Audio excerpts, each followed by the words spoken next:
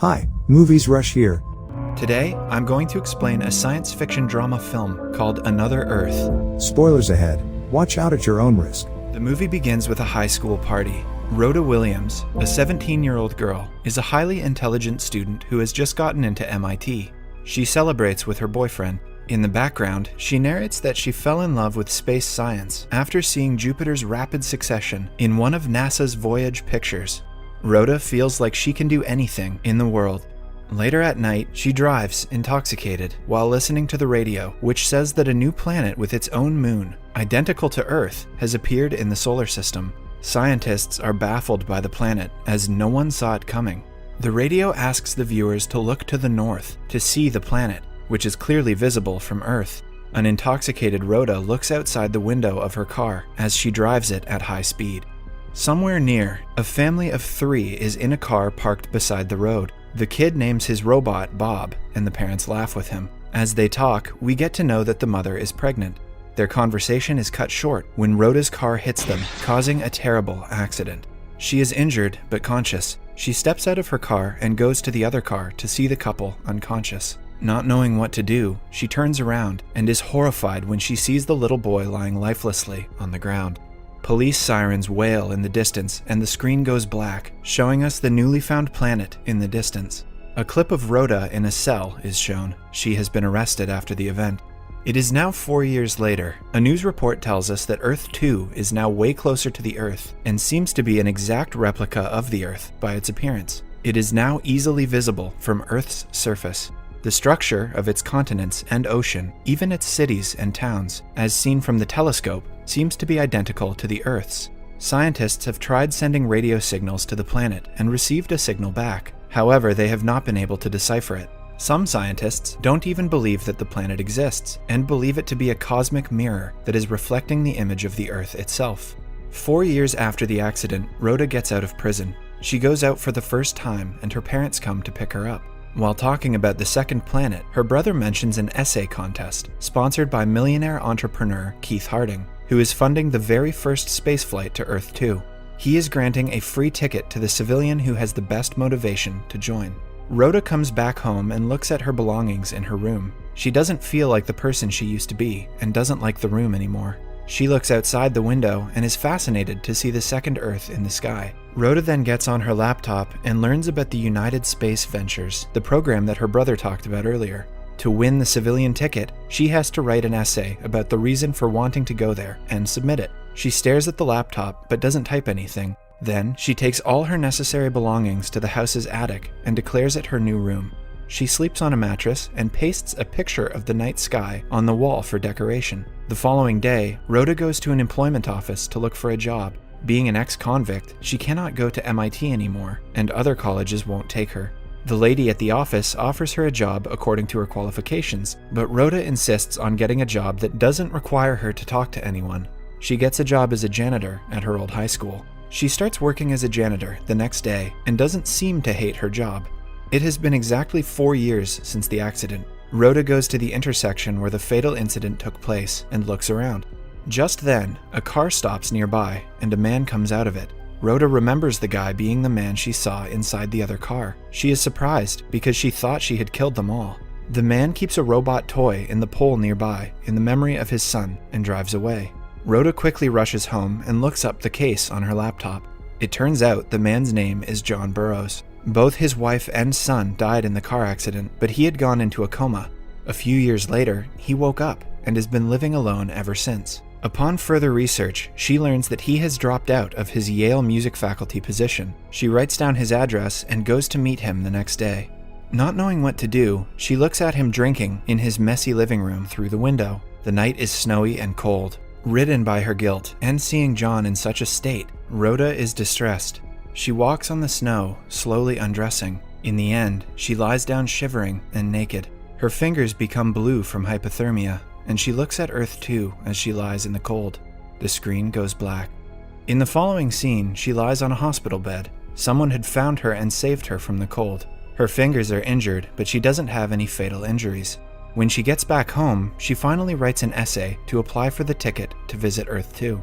In the essay, she mentions that madmen, outcasts, orphans have been subject to all the new experiments in the past, and not the nobles of the society. Hence, being a felon, she believes that she is the best candidate for this kind of experiment. Feeling great after submitting her essay, she goes to a grocery to get candies, where she meets her high school boyfriend, whom she was partying with that night. He tells her he has gotten into business school and introduces her to his girlfriend. He acts strange and awkward when Rhoda tells him that she works as a janitor. Feeling embarrassed by where life has brought her, she walks out of the store without the candies.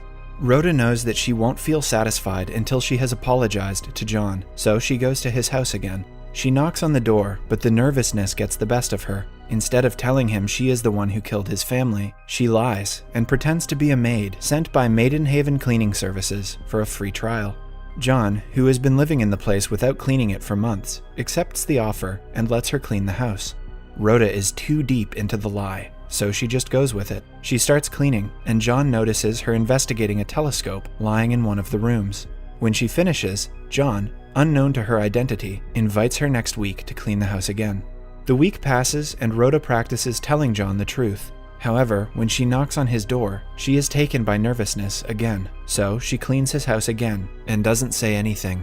She begins going to his place every week. However, John hardly ever talks to her. One night, Rhoda and her family watch a live broadcast of a scientist trying to communicate with someone on Earth 2. She successfully receives a signal of someone talking, and it turns out that the person talking on the other end is the scientist herself from the other planet.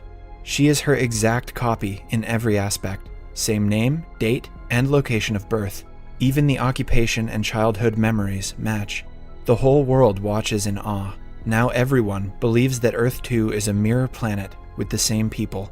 The news baffles Rhoda, and she comes out of her house to look at the planet and its moon. The news has created a huge debate of what might be true and what is a lie. Physicists theorize that Earth 2 is a mirror planet, an exact copy of our Earth, including all of its people. Some believe that we could meet and talk with our exact copy, a person who may be identical but has led a different life. John and Rhoda share a common interest in space science. He offers Rhoda to use his telescope, and she agrees. The two then play video games and seem to be developing some kind of relationship with each other. John offers Rhoda a ride home. Days go by and John and Rhoda get closer. One day, they arrive on the subject of the first expedition that plans to go to Earth 2. Rhoda tells him about the essay she has submitted, but John is skeptical about the expedition. He insists mankind is not ready to accept the realization that they are no longer unique, since they still believe that they are the center of the universe. John suddenly gets agitated when he learns that Rhoda has washed a sweater that belongs to his wife. He angrily asks her to leave. A radio program that broadcasts a debate warns about the potential dangers of Earth 2. Some people believe that since the people on Earth 2 have similar access to us in weapons and are of suspicious nature, there is a high probability of a war occurring between the planets. Rhoda comes home to John's car parked by her home. He is there to apologize for his behavior earlier, and she forgives him. Then, he insists she come with him somewhere. He takes her to a university auditorium and gives her a private concert of a new piece of music using a saw. The two feel a greater connection to each other. After the performance, they go back to John's home. One thing leads to another, and they end up having sex. Later, John tells her about the accident and his years-long coma, but Rhoda still doesn't tell him the truth. When she returns home, Rhoda's brother tells her that people from the space flight have called. She calls them back and is surprised when the millionaire Keith Harding picks up the phone. He tells her that she has won the essay competition and has been selected to voyage to Earth 2. Rhoda is over the moon and goes to John about the achievement. John praises her at first, but then asks her not to go since they are in a good relationship now. He sees a future with Rhoda, which scares her. She now knows that she cannot lie to him for long. She finally tells him that she was the one who caused the accident that night. John is speechless. He simply sits on the sofa and asks her to get out of his house. When she comes back home, she is bombarded by news reporters standing in front of her house. The news about her getting the lucky ticket has spread around, and now people are digging up her past and broadcasting the accident. Luckily, her father comes to the rescue and brings her inside. She receives a ticket for her flight to Earth 2 from the United Space Ventures.